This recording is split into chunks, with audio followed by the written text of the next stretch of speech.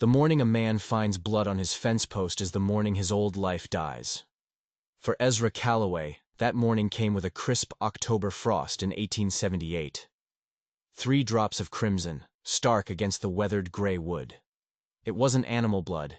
It was the kind of blood that tells a story of violence, of someone running for their life out here in the empty heart of the Montana Territory.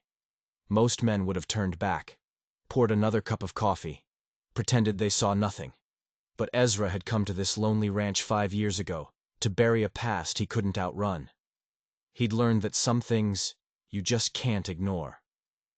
So he grabbed his Winchester and followed the trail. The drops led him north, away from the lonely safety of his land, into the tall grass where the rules were different. Each spot of blood was a word in a desperate sentence.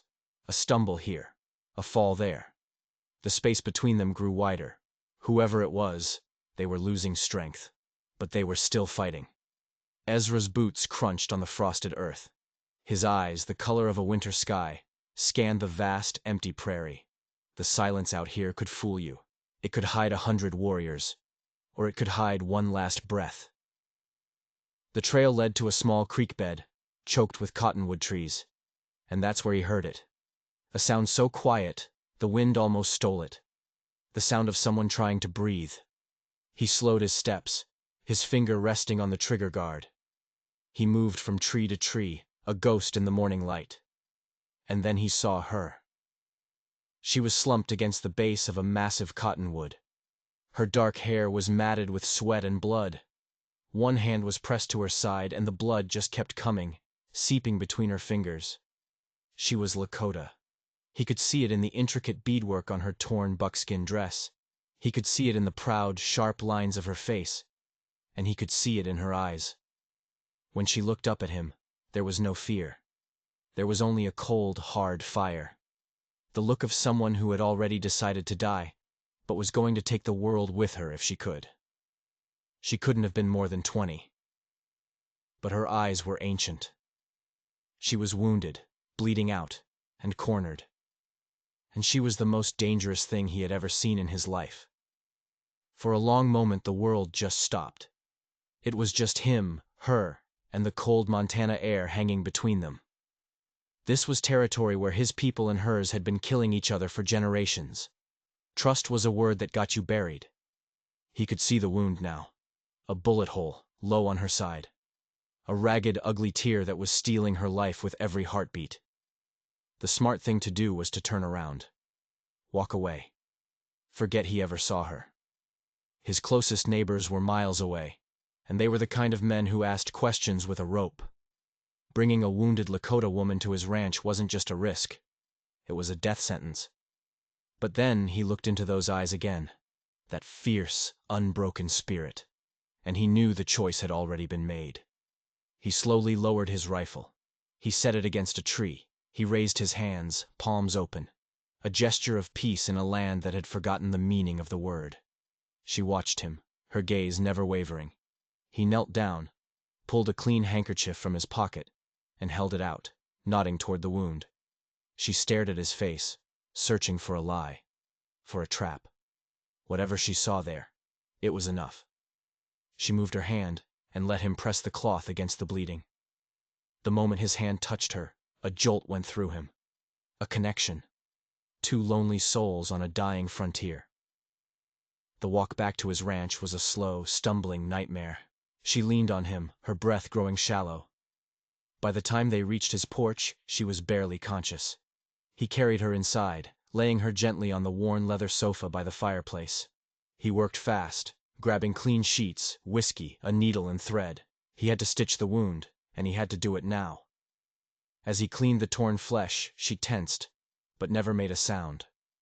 The pain must have been unbearable, but she was stone. He poured whiskey into the wound to clean it. She let out a sharp gasp, her knuckles turning white as she gripped the sofa, but still, she was silent. This was a different kind of strength. A strength he hadn't seen in a very, very long time. When he was done, he wrapped her in a clean blanket and sat in the chair opposite, his rifle across his lap. He had saved her life. For now. But he knew with a certainty that chilled him to the bone that someone was looking for her. and the blood trail he had followed so easily would lead them straight to his door. By morning, his quiet ranch, his 5 years of peace, could be surrounded by cavalry or by warriors. Just before dawn, she woke up. The fever had broken. Her eyes were clear. For the first time, she spoke to him in English. Her voice was a hoarse whisper. "Why did you help me?" Ezra looked at this woman, this enemy, this stranger he had just tied his fate to. "Because you needed help," he said. "And I was there." She held his gaze. "They will come for me." "Your people or mine?" he asked. A shadow passed over her face. "Both, perhaps," she said. "I am Ayanna. My father is Chief Dakota. 3 days ago, soldiers attacked our camp. They were not trying to capture us." Her voice dropped, and the fire returned to her eyes. "They were trying to kill me." Ezra felt the floor drop out from under him. He wasn't just hiding a wounded woman. He was hiding the daughter of one of the most powerful chiefs in the territory. A chief whose name was spoken in whispers by settlers and soldiers alike. And she was a target. "The soldiers who shot you," he asked, his voice tight. "Why were they trying to kill you?" Ayanna's eyes narrowed. "Because of what my father found. Something in the earth. Something more valuable than gold." She took a ragged breath. "Something they are willing to start a war to keep secret." Suddenly, the blood on the fence post wasn't just a sign of trouble. It was the beginning of a war. And it had just shown up on his doorstep. The name Dakota landed in the quiet cabin like a thunderclap. Ezra knew the stories. A warrior chief who had held his own against the army, a leader who commanded fierce loyalty. And this woman, Ayanna, was his daughter. Not just a survivor of an attack, but the target of an assassination. "What did your father find?" Ezra asked, his mind racing. "A secret," Ayanna whispered, her hand instinctively going to a small leather pouch tied around her neck. "The white man has a word for it. Survey maps." Ezra felt a cold dread creep up his spine. This was about land. It was always about land. "Maps to what?" "Not to what is on the land," she said, her eyes burning with intensity. "To what is under it." The soldiers were not soldiers. They were dressed in blue coats, but their eyes were wrong. They were hired men. They wanted the maps. Hired killers, working for someone with enough power to disguise them as a cavalry patrol. Someone who wanted to start a war and blame it on the Lakota. "They think I have the maps," Ayanna continued, "but I do not. My father sent them ahead with a trusted warrior. I was the decoy, meant to draw the killers away." It was a smart plan, a desperate plan, and it had almost worked.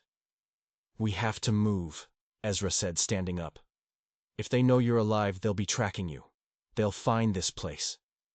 "We cannot outrun them," Ayanna said, struggling to sit up. "My wound. I am not strong enough." He knew she was right. They had maybe a day, 2 at most, before the hunters arrived. His small ranch was a death trap. No walls to speak of, no high ground. Then he remembered the old prospector's cabin, tucked away deep in the Badlands, a full day's ride north. It was barely a shack, but it was built against a rock face, defensible from one side. It was their only chance. "Can you ride?" he asked. She looked at him, and for the first time, he saw not just a warrior, but a young woman pushed to her absolute limit. She simply nodded. The journey was brutal. Every jolt of the horse sent waves of pain through Ayanna's body. Ezra rode close, ready to catch her if she fell. Twice, he had to redress her wound, the stitches he had so carefully sewn pulling loose. She never cried out. She just bit her lip and stared ahead, her focus absolute. They reached the cabin as the sun was setting, painting the jagged rocks of the Badlands in shades of blood and fire. It was even more dilapidated than he remembered. But it had a solid door, a stone chimney, and a small spring nearby. It was a fortress compared to the open prairie. As he helped her down from her horse, she stumbled, her legs finally giving out. He caught her, his arms wrapping around her waist. She was light as a bird in his arms. He carried her inside and laid her gently on the dusty cot. For 3 days, they hid. The world shrank to the 4 walls of that tiny cabin. He hunted, she healed. They spoke little, but a strange bond formed between them in the silence. He learned the rhythm of her breathing, the way she held herself when the pain was bad.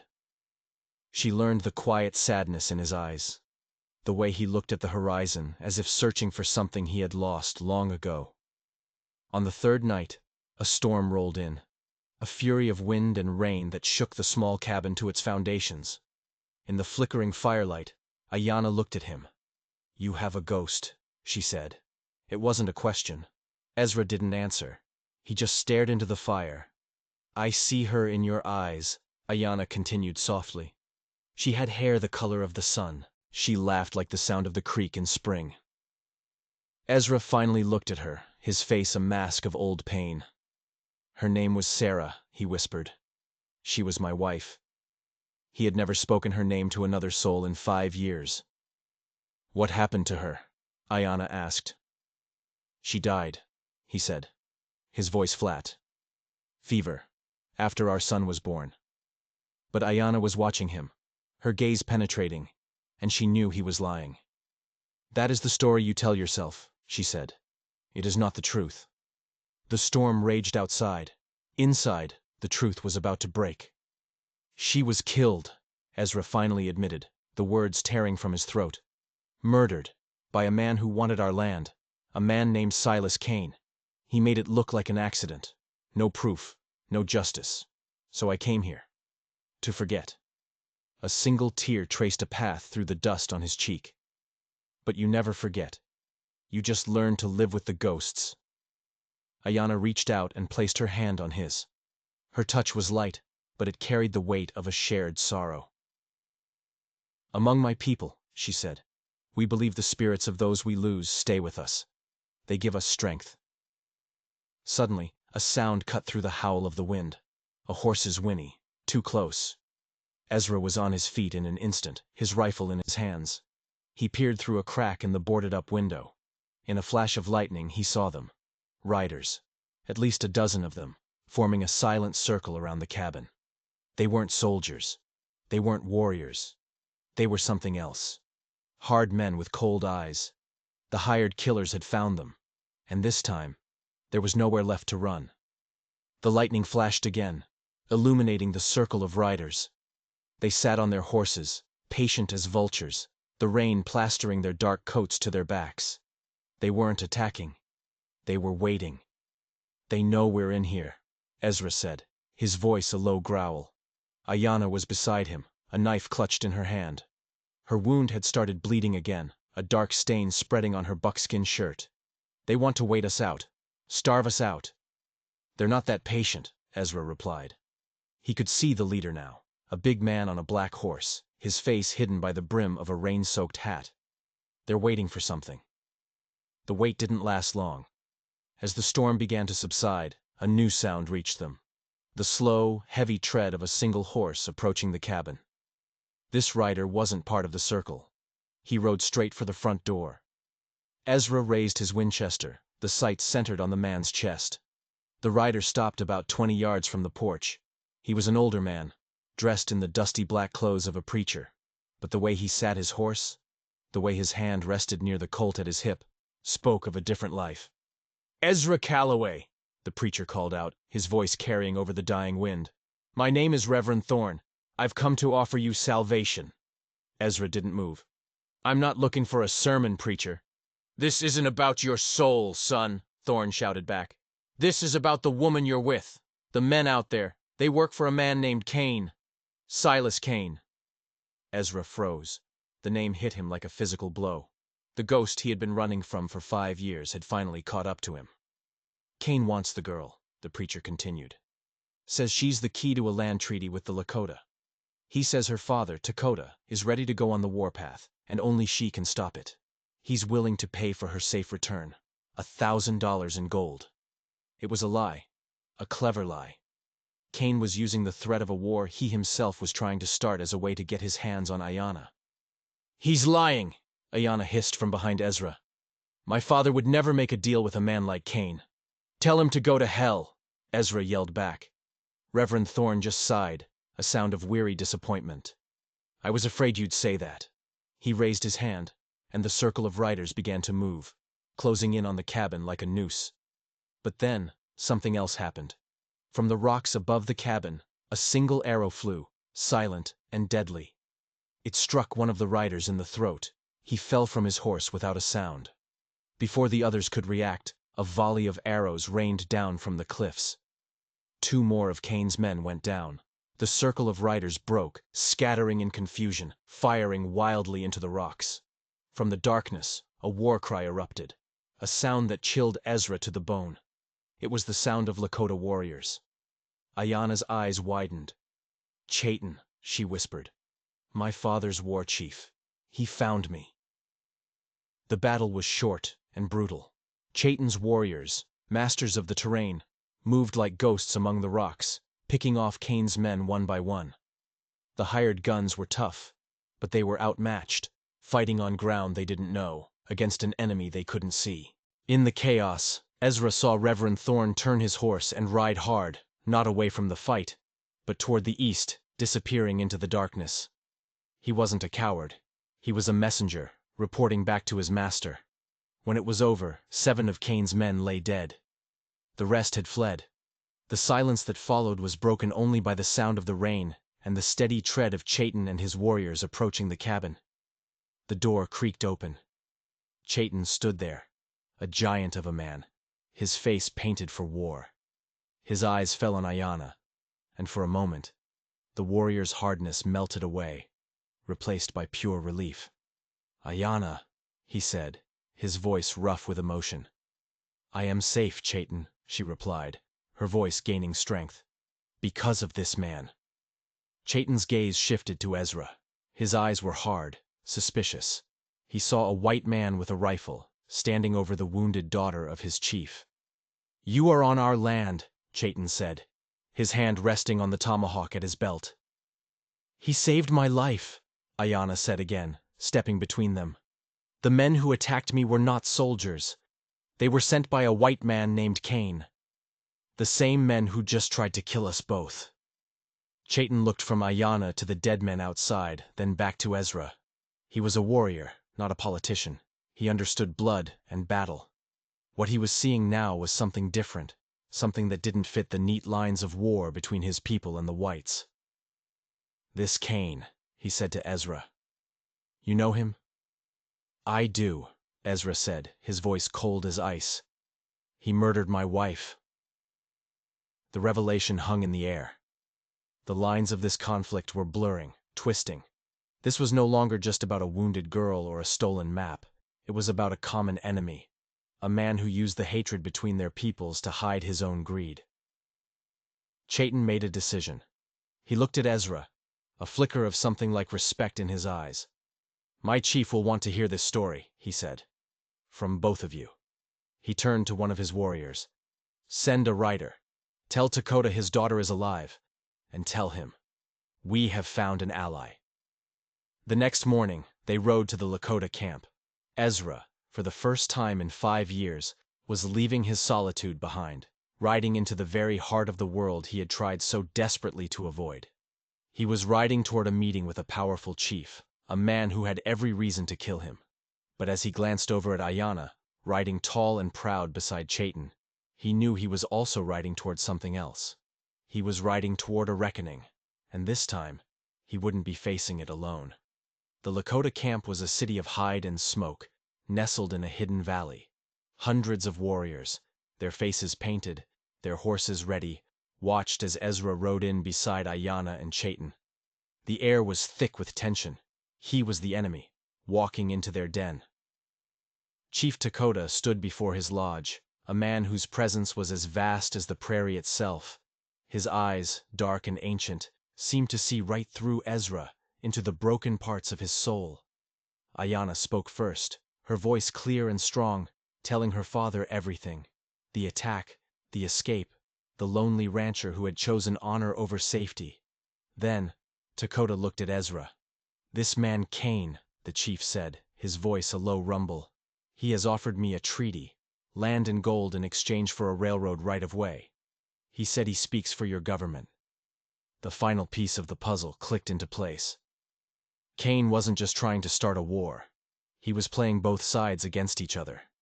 He would use the treaty to secure the land for the railroad, and he would use the war to wipe out anyone who stood in his way, white and Lakota alike. He does not speak for my government, Ezra said. He speaks only for his own greed.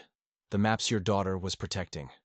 They show that Kane's railroad is planned to go directly through sacred Lakota burial grounds. The treaty is a lie to get you to sign away your ancestors. Dakota's face hardened. He had been close to signing the treaty, close to trusting the word of the man who had ordered his daughter's murder and murdered Ezra's wife. Then this Silas Kane has disrespected the spirits of our ancestors, Dakota said, his voice resonating with a terrible authority. He has declared war not on our peoples, but on the land itself. And for that, there is no treaty. There is only justice. The chief turned to Chayton. Gather the warriors, and send a message to the soldiers at Fort Ellis. Tell them the man they hunt is the same man we hunt. Tell them we ride at dawn. Ezra stood before the great chief, a strange alliance forged in blood and betrayal. A white rancher and a Lakota war chief, united against a common foe. But then, Dakota did something unexpected. He walked to a large chest inside his lodge and pulled out a worn, leather-bound book. My daughter tells me you were a teacher, he said to Ezra. This belonged to a missionary who lived among us long ago. He tried to teach us his words. We tried to teach him our ways. He handed the book to Ezra. It was a Lakota English dictionary, filled with handwritten notes. If we are to have a future, our children must learn to speak both languages, to read both stories. In that moment, Ezra's past and present collided. The failed teacher from Ohio was being offered a new purpose, not just to fight, but to build. But first, there was a snake to kill. The combined force of Lakota warriors and U.S. cavalry was a sight the territory had never seen. They found Kane and his remaining men, including the preacher Thorne, holed up in an old, abandoned fort. The battle was swift. Kane's men were mercenaries, loyal only to gold. Faced with the righteous fury of two armies, they broke and fled. Ezra and Chayton cornered Kane in the fort's command post. The man was just as Ezra remembered him from 5 years ago. Arrogant, smiling, his eyes empty of everything but greed. Calloway, Kane said, feigning surprise. I thought you were dead. You were wrong, Ezra said, leveling his rifle. You can't kill me, Kane sneered. I have friends, the governor, the railroad. This will all be smoothed over. The governor has been recalled, said a new voice from the doorway. Lieutenant Morrison stood there, flanked by 2 soldiers. And the railroad is under federal investigation. Your friends are gone, Kane. Kane's smile finally faltered. He made a desperate move for his pistol. Ezra didn't hesitate. The shot echoed through the small room. A final, definitive end to a war that had been fought in the shadows for too long. Months later, Ezra stood on a hill overlooking his rebuilt ranch. The valley below was different now. A small schoolhouse stood near the creek, its walls built from fresh-cut pine. Inside, Ayanna was teaching a class of Lakota and settler children, using the old missionary's dictionary. Chief Dakota had been true to his word. A new treaty was signed, one that protected the sacred lands and established a shared school for their children, with Ezra as its headmaster. It was a fragile peace, a single candle in a vast darkness, but it was a start. Ayanna walked up the hill to join him. She stood beside him, their shoulders almost touching. They didn't speak. They just watched the children below, their laughter carrying on the wind. Ezra Calloway had followed a trail of blood and found a war. But in the end, by choosing honor over safety, by choosing to see a human being instead of an enemy, he had found something more. He had found a future. If you enjoyed this story of courage and redemption, don't forget to hit that subscribe button. We have more incredible tales from the frontier where the lines between enemies and allies blur, and where true justice is found in the most unexpected of places.